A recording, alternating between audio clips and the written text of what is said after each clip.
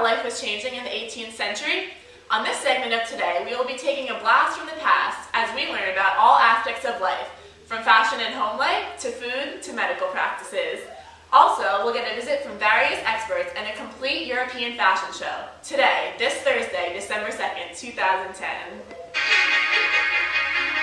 From NBC News, this is Today with Matt Lauer and Meredith Vieira, live from Studio 1A in Rockefeller Plaza.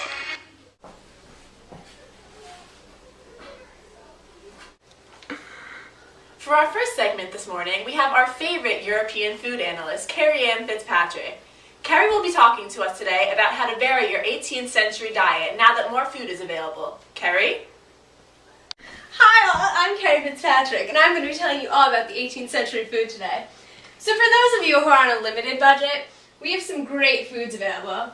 Try a dinner of peas or carrots, and some mixed greens go great with any meal. So we have all this nice little assembly here. This is great for those of you on a budget. And for those of you who have a little bit more in your wallet, meat and fish are fab for dinner. So we're going to try some different meats and fishes, and you spice those up a little bit with some different sides. It's going to go really good. But don't forget to not eat too much because you could get gout. So refrain from that.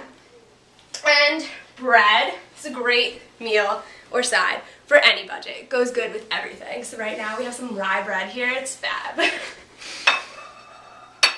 Vegetables such as corn, squash, tomatoes, and of course the potato. Potato is filling, it keeps you full all day long, and have some potatoes right here. Hold on, let me get my protective gloves, don't want to burn myself. Just gotta put these bad boys on. These have been cooking all morning. There's great mashed potatoes there. Get a nice little pan of that. It's great stuff for those of you who want to stay full all afternoon. Almost broke the pot. So, if you want to enhance your diet, try some vegetables and also some fruit. Right now we have some limes. My little fans out there. So right now we have some limes from the West Indies, and these are fresh off the market. So it's really great to enhance your diet. So pick up some limes, everyone. And of course, after a meal, make sure you wind down with either some tea or coffee. Right now we have my favorite coffee. This stuff is great. Pick it up, people. And that's what's for dinner today with Carrie Fitzpatrick. Have a yummy day. On Today Health, we're getting the inside scoop on all different kinds of medical practices. There seems to be many differing views about medical practices emerging from this time period. Today, we will talk to an apothecary, Danielle Moran, a faith healer, Sarah Scheinhold, and a surgeon, Jessie Klein. Good morning to all of you. Good morning. Good morning. So I have to ask, what are all your views on how to cure sickness and disease? Well, I believe that herbs and drugs solve all problems. For example, this latest garlic prescription is used to solve bowel problems. Well, I believe that demons cause disease, so I think it's necessary to just purge all the evil out of people. Well, I believe that it is necessary to study anatomy in order to know what to do during a medical emergency. But painkillers, those aren't necessary. Be a man. I think it's about time that we go out onto the plaza and ask our friends what they think about these cures. You, what's your name? I'm Victoria, and I'm from New Jersey, and I want to give a shout out to Miss Leahy's AP Euro. Wait, where are y'all coming from? What town? Berkeley Heights! Mountain Town! Yeah! Hi, Victoria. So what kind of 18th century medical practice would you choose for your illness, and tell us why? I would definitely choose the faith healer for my common cold, because I'm deeply religious, and I think it's the devil's fault. Anyone else have anything to say? Me! You! What's your name, and where are you coming from? My name is Jessie Klein, and I'm from Nevada! Jessie, nice to meet you. So tell us, Jessie, what are your beliefs on 18th century medical healing? Well, I would go to an apothecary for my ailments. I eat a lot because I'm a wealthy person.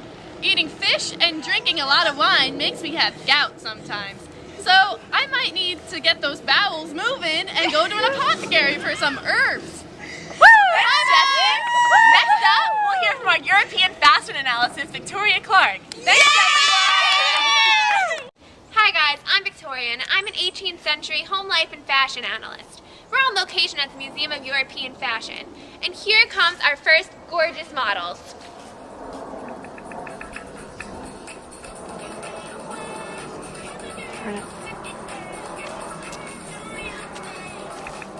Terry is wearing a lace skirt, being that lace emerged as a new fabric of choice. And Danielle is showing our new love of bright colors, because cotton and vegetable dye are now at a low price.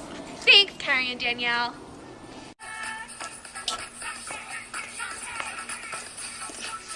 Here comes Jessie modeling our male designs. Males no longer wear bright colors as they previously had, but rather began to wear dark apparel for a more serious approach. Thanks, Jessie.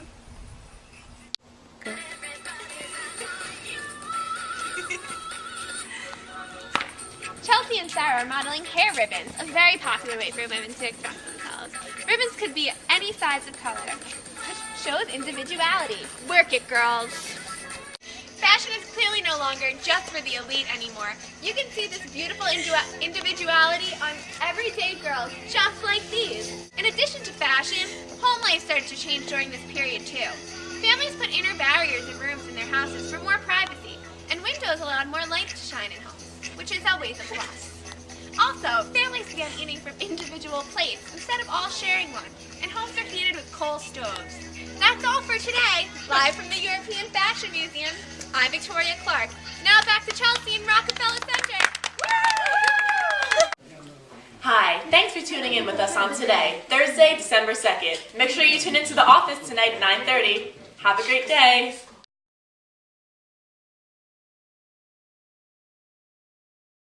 Hi, my name's Jessie Klein and I'm from Nevada. And what was the question? I forget. What kind of medical curing would you use from the 18th century? And tell us medical practices. No, to us. And really, honestly, I believe that they would have the right medicine for my gouts, because gouts is plural. Thanks, Jessie. So, ladies, I have to ask, what are... No, none. Individual. Okay, redo.